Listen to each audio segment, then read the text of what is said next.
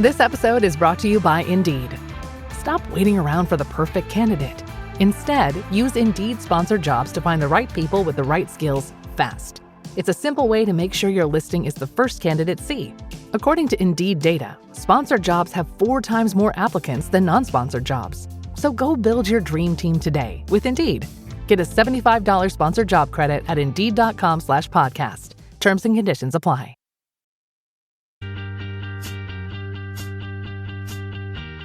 Oh, it's a goal. Who got the assist? Who got the assist?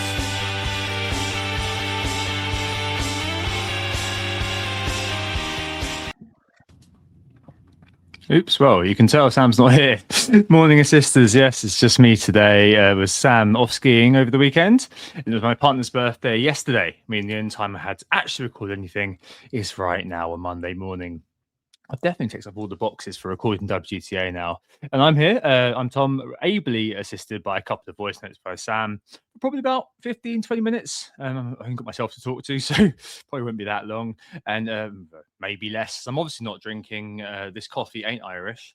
I've got to go to work soon. Just to preview double game week 26. So yeah, here we are on this rare occasion.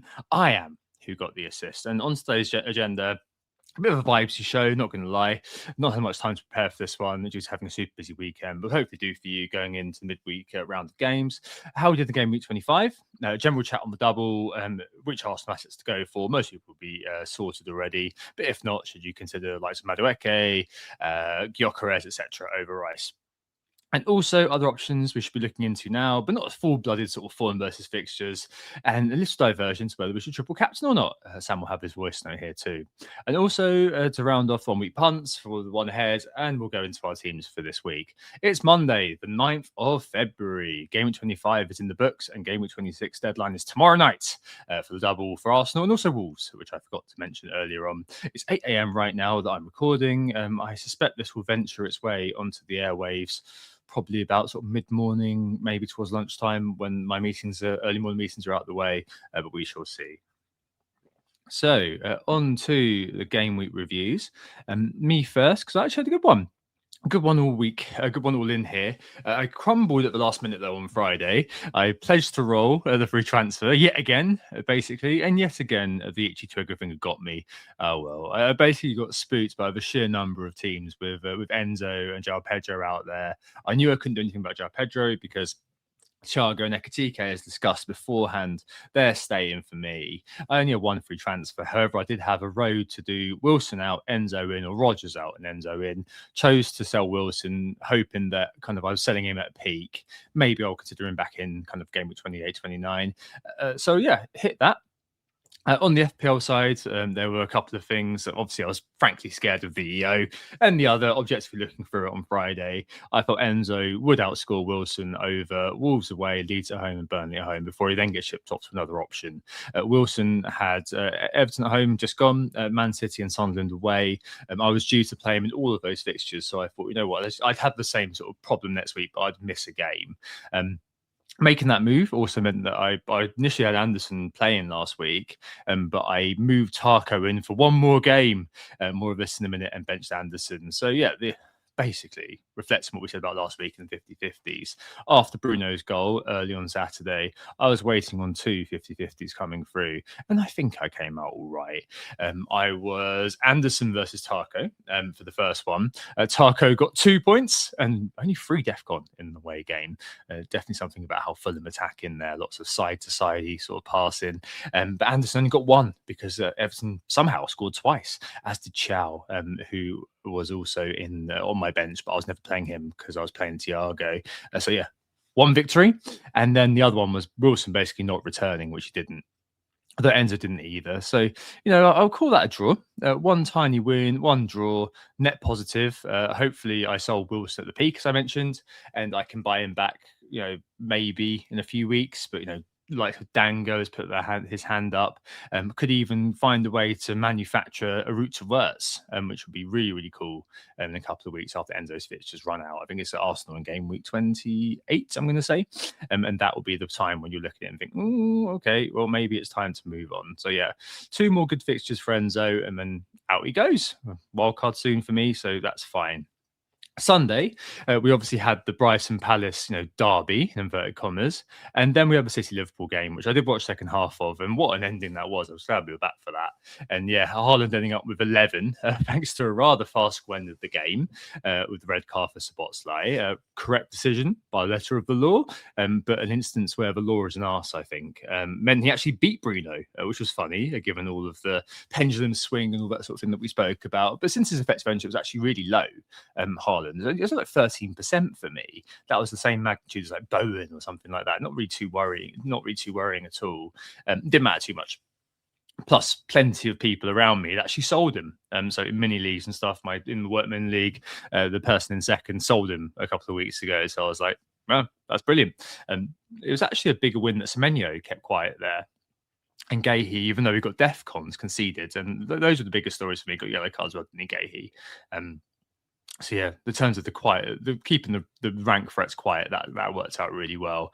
Other returnees, Raya nabbed a bonus, somehow again outscoring Timber. This is going to revert in spectacular fashion. Timber owners, I'm sure, keep the faith. Gabriel with regulation clean sheet. Chalobah just about getting DEFCON at the very, very end. Rogers 10-pointer, lovely stuff, but so sorry again to friend of the pod Alex Ball, who I told to bench and play Wilson as I'd sold Wilson. Still feel pretty bad about that. Rice DEFCONs, again, right of the death, and the Thiago penalty.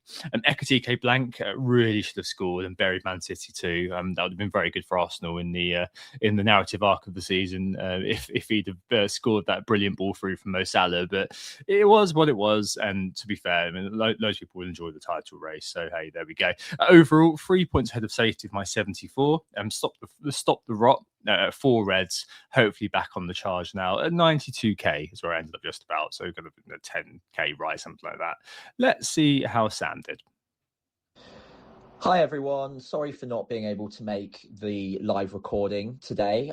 I'm still on my way traveling back from France, where I managed to survive a ski trip without breaking too many bones. So that's always good news.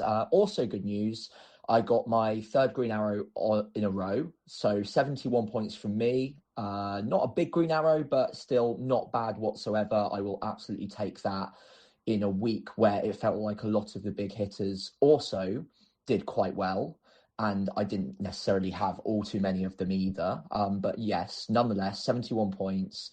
Captain Bruno Fernandes for the 2nd week on the trot, where he scored 10 points. So that was always good to see. Obviously, Haaland snuck away with 2 returns himself, but his ownership wasn't drastically above 100% for me, so it wasn't too painful there. I had Rogers in my midfield hitting 10 points, just one shy of DEFCON as well, which would have been nice. And my transfer in was Declan Rice for Bukayo Saka, 5 points from him. So again, I will probably accept that. That's absolutely fine. And Elliot Anderson also hit DEFCON as well, hitting 4 points there. Up top, I had Thiago with the penalty goal. Obviously, no bonus attached to that.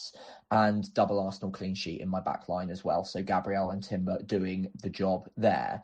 Overall, 71 points, perfectly happy. I've got 1 free transfer and a small green arrow of another 20 odd K. So I'm up to 260-ish K, I believe, although I will have to go and double check that. But yeah, overall, not too unhappy about that. And fingers crossed, week 4 can be another green arrow in a row for me. Lovely stuff. Yeah, so Sam ended up 263k. So yeah, on the charge, I suppose, as well. Yeah, it's had a tough season, but again, no, the team looks great, and be interesting to see whether he's in for triple captain or not. I have put his team in. I haven't listened to his voice note yet, so we'll all be listening to it for the first time together. On to the double game week for this week. Arsenal have Brentford away. I said Nottingham Forest away last week, didn't I? I was too excited. But yeah, Brentford away and then Wolves away. And Wolves have got Nottingham Forest away and then Arsenal at home. There is an FA Cup fixture in between the games this week because of the weekend and the free midweek, all that jazz. Arsenal are at home to Wigan. And Wolves are away at Grimsby. And, there's a few sort of bits and pieces that are kind of irrelevant here. So, we'll talk about Madueke in a minute. He got taken off 59th minute. And there's a lot of interest now in Gyökeres, who scored a brace. I believe at one point he scored the no player had scored more in all competitions than Gyökeres in 2026. I don't know if that's kind of happening, but maybe it's just a symptom of Arsenal playing the newly promoted teams and the lower half teams, which Gyökeres obviously excels at playing. Wolves wise, I'm not going to bother covering them just because of time. Mane cheap, whatever. If you want to punt elsewhere, go for it. Usual caveats and health warnings about transfers being precious apply. If you feel like one of the Buenos are for you, or you want to be keeping up with the Gomez's, then that's cool. But there's no real appetite from my side to buy any of those guys in. I certainly wouldn't be making it's the only exception I could think of would be, say, you needed to buy Mane for your third striker to afford Bruno Fernandes, something like that. Absolutely fine if you want to do that. Just bear in mind there's no kind of game week 31 fixture for those. So in terms of Arsenal assets, which I'm going to major on here due to time again, goes about saying almost, I think the main four to have are Gabriel, top tier, clear. Don't have him, just don't do it yourself, just buy him. And then two of Timber, Rice, and Raya. Saliba, who did have a stealth rise the other night, out of nowhere. A fifth, if you're really keen on triple defence, if you own Raya already and you've kind of got an Arsenal spot. Despite coming back in the team, I'd be wary of Calafiori at the minute. He's just returned from injury to get removed. I think he did go over the 60 minute mark. Quick note that obviously the triple defense is absolutely fine if you have the maneuverability to go that way. It's fun to get that sort of S tier t-shirt, isn't it? Especially for triple captain Gabs, of having 5 effective defenders in 1 week. That shouldn't worry you at all if that's your only route open. So you love all your midfielders, you love your 2 strikers, and you don't really want to move any of them out. For a Declan Rice, then absolutely go with the triple defence. I'd say that having free Arsenal assets is just the gold standard. But I think the reality is that most of us are set. And noted a couple of weeks ago that obviously this was the lowest kind of chaos level in terms of outcomes for the double game week. And even if you own Raya, I think you'd be happy that he's outscored Timber if that's the other sort of option that could have been. I think that's fine, and that he'll definitely play both. Famous last words perhaps. Outside of that, if you want to take a punt, if you're looking for a Hail Mary, or you're just not interested in getting Rice or not interested in getting another defender, who do you consider? Well, Madueke, do you consider a punt on that? It's pretty situational. I probably prefer Rice and perhaps actually use him as the differential captain or triple captain over the majority, who I think will now be solidly leaning towards Gabriel to at least get the arband. More of that and none. But Madueke, I think as Sam mentioned last week, the X-Men's looking like they'll be low, and so it proved with him joining FPL General's 59 minutes club this week, and maybe on the 120 side. But there's a decent enough chance he starts both, in of itself, kind of a reason to put lots off, because there's only a decent enough chance. But Trossard apparently had an injury, probably a bit of a doubt for Brentford at least. Probably be that right wing starter at the very least until Saka's back. Very, very short term, but could be lots of fun, especially if you need a Hail Mary. I think I would bulk at the triple captain or the captaincy going on him, but you do you. And the XGI per 90 incidentally is good enough. It's worth noting that he was reportedly spoken of in glowing terms with regards to his profile and ability among Arsenal staff, and he was signed as a kind of category A player, i.e. a starter, not like someone like Norgard, who's more of a fringe player. So yeah, you know what, it could be fine for a great short 1 week punt on Noni. I'm not going to say no to Noni if you really kind of fancy it, but I'm not kind of massively keen on it. I kind of always want to go with I go with Declan Rice captaincy or triple captaincy route. If you want to oppose that, I think there'll be enough sort of headroom in the Rice effective ownership for you to go with that. Outside of this, the Hail Mary sort of continue in the front line. Havertz and a friend of the pod, Kieran, went there. Gyökeres, who's been, I think he's actually close to a rise. I'm pretty sure I saw he was like, top for transfers in at the moment at the time of recording. I mean, that's an interesting one. I mean, I can't guarantee either of these players will play both. Honestly, I wouldn't be surprised if people were selling, like Thiago, if you got Correz. It doesn't feel like quite the engaged manager thing, but I might be wrong. No guarantees, but if you are chasing, whatever not, I'm not going to be telling you it's a hard no. If you want to give it a go, if you're in the situation where your season is going nowhere, you need a miracle to get back in contention, or you're just playing for fun over points. But I think it's it's a risk appetite thing, isn't it? And as I said earlier on, I imagine most of us have our free Arsenal in situ anyway, which takes us on to the next bit.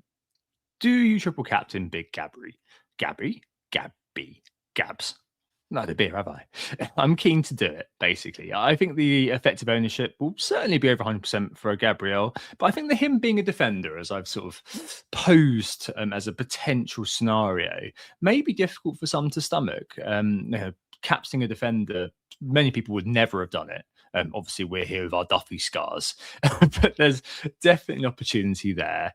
And I link to that qualitatively. I love the idea of being part of an event in FPL history when it comes to potentially unconventional, although maybe that's not quite true in the new world, captains. So we've had luminaries such as Duffy, as I just mentioned, and Dennis in the past, captains on double game weeks. Let's just hope the third time is a charm, eh? So I'm keen to do it. I've currently got it bust. Let's see what Sam thinks. So I've been thinking about triple captaincy for game week 26 like everyone else. And although I'm not completely set one way or the other yet, and I probably need to do just a little bit more digging into what some of the potential doubles might look like in game week 36, for example. But the early situation is we can't really possibly tell which players are going to be good triple captaincy picks around about that point in the season. Who knows, the title might already be won, there might be rotation, and a lot of the big hitters haven't really consistently been hitting those sorts of heights this season either. So I am now looking at game week 26 with Gabriel, and although it doesn't seem like the highest upside move, Arsenal's defence is just so tight at the back now, and I do feel like Gabriel does still have a goal or two in him between now and the end of the season. If I could spike a goal or an attacking return, a clean sheet or two, and maybe a DEFCON if I'm lucky, then I think that's probably enough on a triple captaincy return. It also, like I said, just seems like quite a safe way of playing the chip this year when there's the potential for it to be even more powerful later on in the season, which I believe I mentioned on the pod last week. And it is still something I'm considering. But because we can't possibly know which teams and which players would be possible triple captaincy candidates later on in the season, and we don't know for sure whether there are going to be any other very good opportunities, although it obviously it is possible. I do wonder if just getting it done and out of the way now on a maybe slightly boring, but nonetheless very solid triple captaincy option, I think that might be the play. So I'm not locked in. As you can tell, I'm not completely set one way or the other. But right now the triple captaincy chip is active on Gabriel, and I'm trying to look for reasons perhaps not to do it, and I'm struggling to find too many of those reasons at the moment. So I think it's going to remain on him, but obviously I'll post my team before the deadline as well, so you'll see before I lock anything in. Yeah, I mean, safe way of playing the chip is the perfect way to encapsulate it. It's the lowest impact of all the chips, let's be real. I'm pretty happy to play it, and I'm all right with it. Whether you kind of succeed or fail, I don't think we'll miss out too much. And I think that, the next triple captaincy candidate will be a player we all own anyway, I'm sure later on too. Some further narrative propaganda, pro triple captain if you need it. Arsenal, obviously, the best defence. Second best attack away, according to Understat. And as you might expect, hey, We come in top for goals from set pieces, 14 from corners, by far the most attempts from corners. And Gabriel averages basically 1 attempt from set pieces per appearance. A quick note for Timber owners, he averages over a shot per game. So it's coming, guys. I know it's coming. Over in terms of opposition, over 50 players have hit DEFCON versus Brentford. The top 5 or 6 conceding them.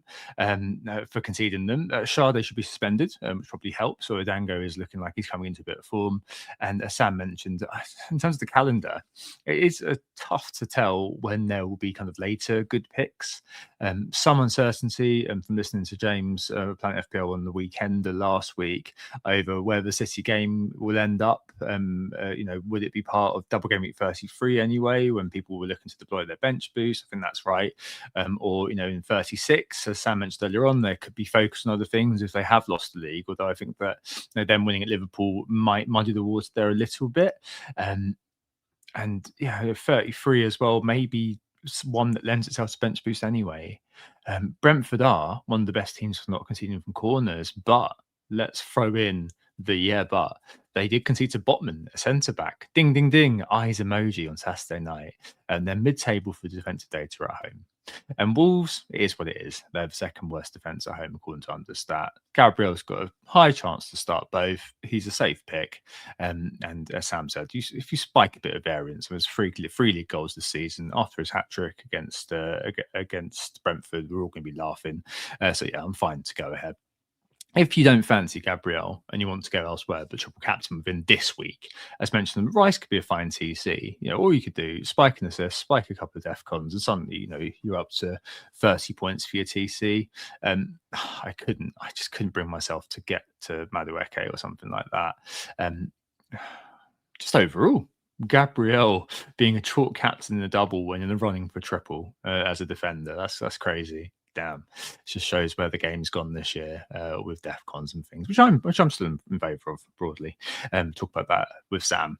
Digression quickly. I was just thinking about this the other week. I did kind of post it on social media. What price do you think Gabriel will be next year?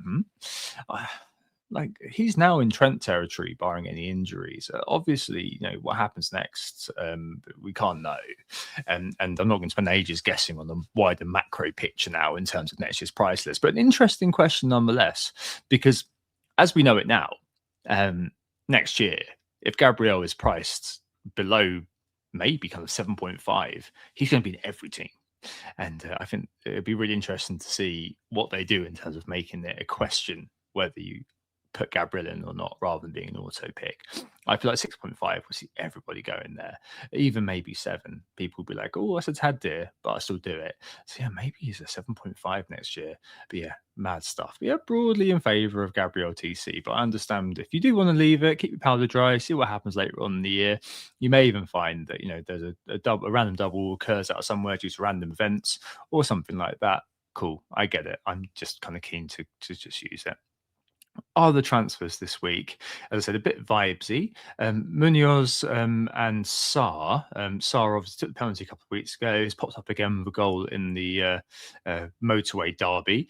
Palace have got 2 great games coming. And they also have kind of a good sort of 5 games overall, which are all quite good. Apart from the United game in a couple of weeks isn't great, but overall, Burnley, Wolves, United away, Tottenham at home, and Leeds at home. So they play the 3 newly promoted teams all in the next 5 weeks, and they've got an away game at Spurs, who are currently no great shakes, of course. But they've got their own Conference League kind of playoff, as I mentioned last week, against that Bosnia-Herzegovina team whose name escapes me right now, peppered in and around that. But I think that picking one up, if you do have your Arsenal sorted and you're fine for Chelsea and stuff like that, could well be an interesting way to do it. Now, it's quite situational.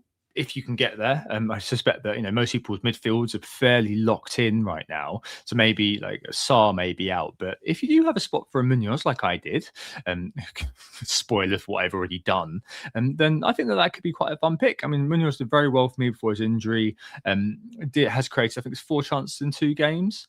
You've got to bear 31 in mind. I'll have Haaland and 3 Arsenal then, and Dubravka. Munoz. But in terms of one of the Arsenal, because I've got Raya, I can bench him for Dubravka, so I've got like an extra bench slot, if that makes sense, over people who have got Timber and Gabriel. So it kind of meant that I was kind of happy to go there. Sarr himself, good pump for some, good mins. Underlying data is always quite decent. Lots of teasing from Sarr. I think whenever I've owned him, and certainly when Sam's owned him, he's been one of those players who has always been so near and yet so Sarr. Sorry, guys. But lots of times we've looked on FBref, RIP, and said throughout the years, wow, he's so high on underlying numbers. So either of them look good for the next few weeks. I just love Munoz, basically. I know I'm kind of turning it around. I know that kind of I said the other week that the defensive solidity isn't there. I'm hanging my hat on the fact that they were able to keep it tight versus Brighton, which is probably a bit simplistic. But I've got a decent history with him, and within my structure, which is a 3-4-3, I don't think I want to get away from that because of my free transfer situation. I quite fancy Munoz, just because he covers attack and defense, gets me kind of representation in those fixtures. I quite like it.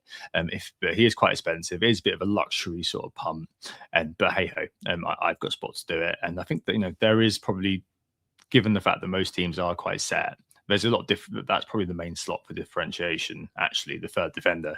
So yeah, I'm happy to go with that.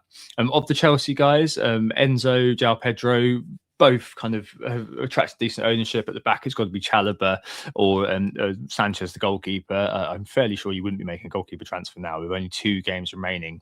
But the João Pedro train in particular is still running quite hot. I think he's 3rd overall for transfers in this week. He just keeps getting returns, doesn't he? So we've said that about loads of players so far this season. And João Pedro's got the next one off the production line. 75 minutes this week, 2 shots worth 0.06 XG, 0 XA, and he walks away with 8 points. I think it's one of those situations where owners are very happy with their scam points and non-owners are praying that it ends soon. Kind of it. But I mean, fair play. If you own him, went there, took the risk, it's paid off for you through, quite fortunate circumstances, depending on which way you look at it. Next up, James Hill needs consideration. 3.9, really good defcon.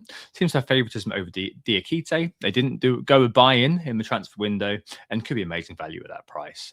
Definitely in my thoughts next couple of weeks for what I might do to upgrade Enzo, which may be, as I mentioned earlier, on Florian Wirtz. So he may come in for Enzo via selling Chalobah to Hill.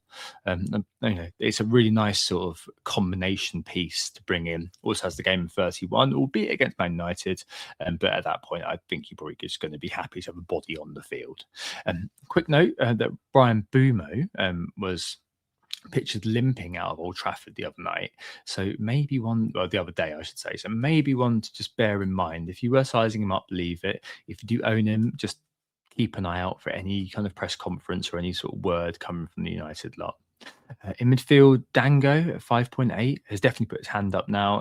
Very decent underlying numbers normally, especially remembering his stint as Bournemouth sort of, jack of all trades, centre forward, left wing, right wing last year. And Brentford did pay lots for him, which is a qualitative point, but they know what they're doing.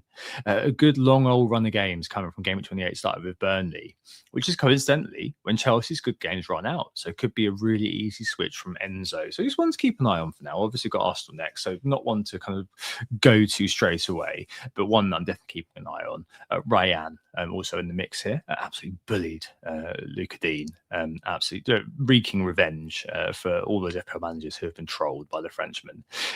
Also, the high ticket price is Wirtz, who I mentioned earlier on, starting to really take control of Liverpool and show the player he was at Leverkusen. Yes, all caveats apply surrounding him being up and down in the data, which was pointed out pre-season. But at 22 years old, we really have to remember their scope for development, especially at a better side, with all due respect to Leverkusen. I'm sure there's lots of Leverkusen fans listening. Really interested in him for 28 when I saw Enzo.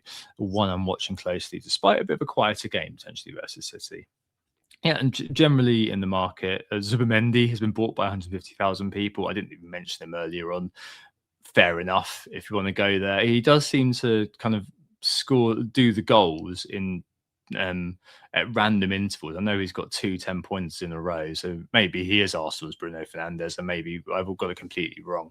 But yeah, not particularly of interest to me. And Wilson, most sold player this week.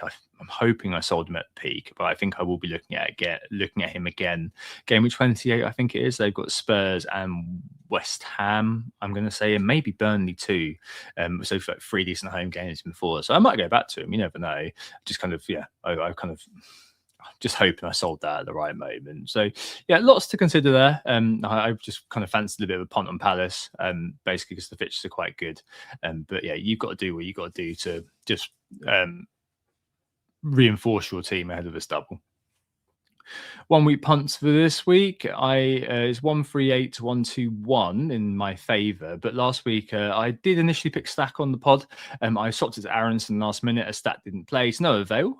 Got 2 points for Aronson. Whereas Sam's picked Somerville, smashed out a double-digit haul to cut the deficits just 17 points.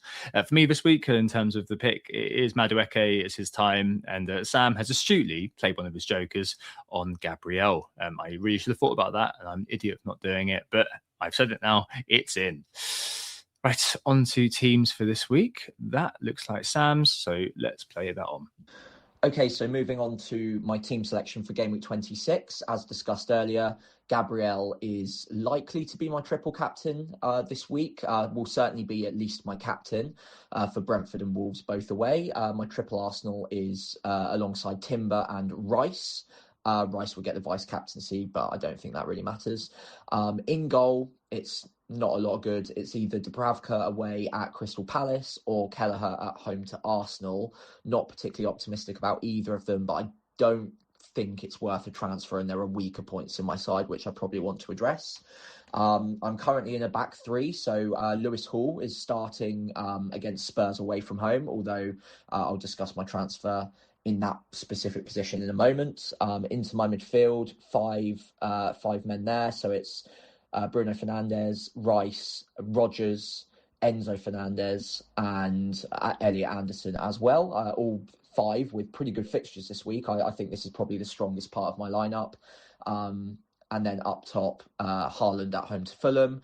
And I do currently have Thiago starting at home to Arsenal. It's not the strongest week to be playing him. I'd prefer to bench him potentially. But if anyone's going to break that Arsenal clean sheet, I think he is the most likely across either Brentford or Wolves to do so. So it's kind of slightly hedging there. And I don't have a lot more power on my bench either. So I've got Anderson away at Man City. That's the Fulham Anderson. And Alderete at home to Liverpool. I suppose I could play Anderson in the search for DEFCON, but I still think I will be backing the penalty-taking striker there just in case, and it gives me a nice little hedge in case something were to happen to that Arsenal clean sheet. So I think he will remain in my starting 11. I am planning on using my one free transfer. I've got 3.4 million in the bank, and I'm currently thinking I'm going to probably upgrade Alderete all the way up to Munoz, and start Munoz ahead of Lewis Hall. I could start him ahead of Thiago instead and stick with Lewis Hall away at Spurs, which actually doesn't seem like too much of a terrible fixture right now. But I think my gut is telling me to keep the penalty-taking striker in my starting 11. So I'm likely to move in Daniel Munoz and place him into my starting 11. Lewis Hall would drop to first sub, and everything else would remain the same. I did consider Cole Palmer, and he is still in my thinking slightly, but my routes to him with one free transfer aren't fantastic, and I think it is clear that his minutes are still going to get managed, and Chelsea only really have 2 good game weeks left. So maybe it's because I've been a little bit off grid and not plugged into social media as closely as I would normally be during a game week, but I haven't really felt that much of a gut feeling or feel the urge to go to him anytime soon. Obviously, hat-tricks happen, penalties happen. I think he got a slice of good fortune there, getting 2 penalties early on. Did come off at 60 minutes and obviously scored his other shot on target. So it's not that I don't want him. It's just that with 3.4 million in the bank, my options to upgrade are Bruno Fernandes. That's not happening. Declan Rice.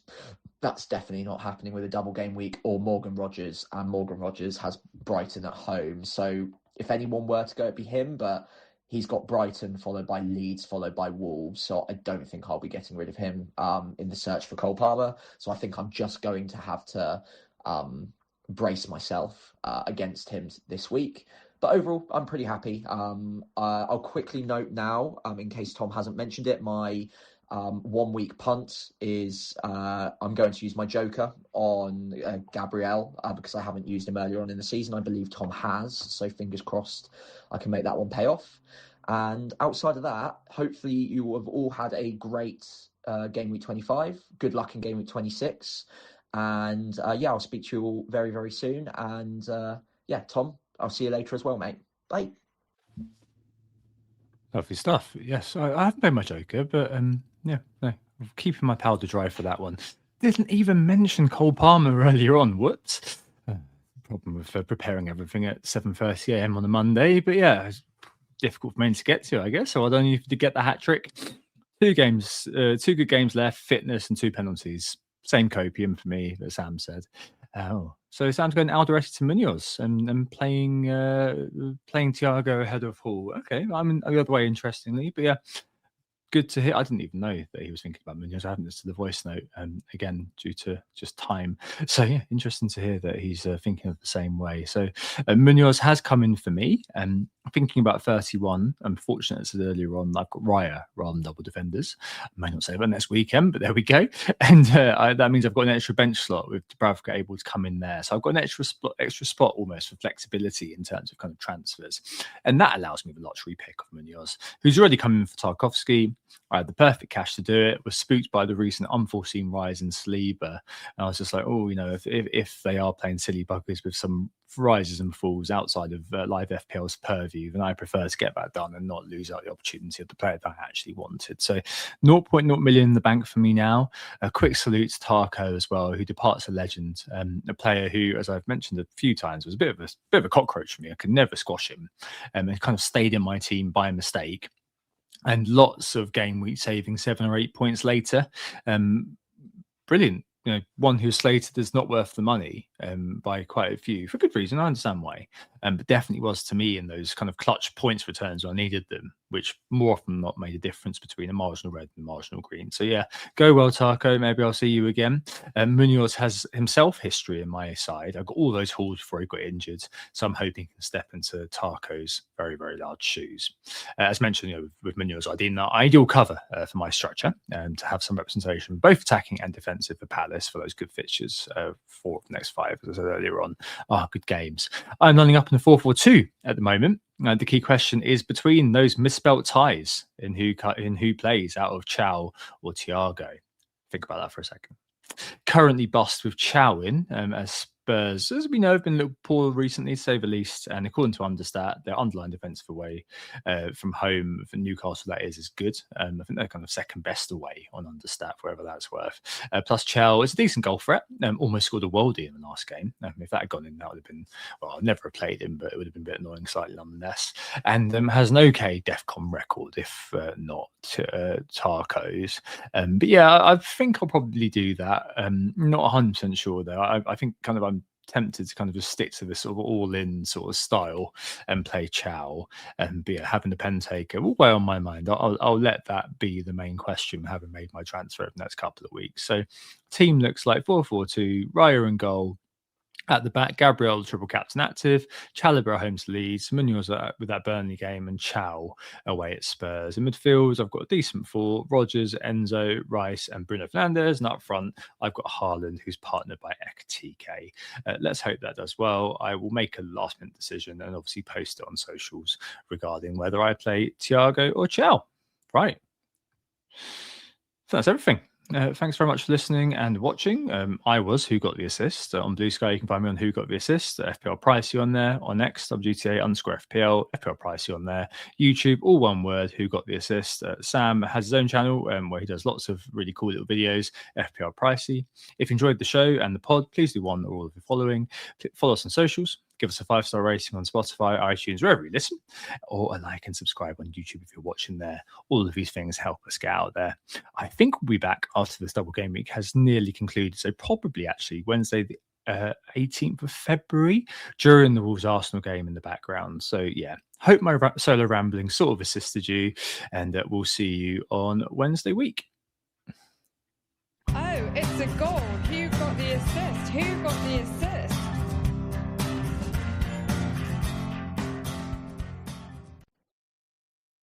With Car Gurus Discover, you can skip the filters and describe what you're looking for in your own words. Simply type what you want, and Car Gurus Discover instantly surfaces real listings that match your exact needs. It's no wonder Car Gurus is the #1 most visited car shopping site according to SimilarWeb's estimated traffic data. Buy or sell your next car today with Car Gurus at cargurus.com. Go to cargurus.com to make sure your big deal is the best deal. That's CARGURUS.com. cargurus.com.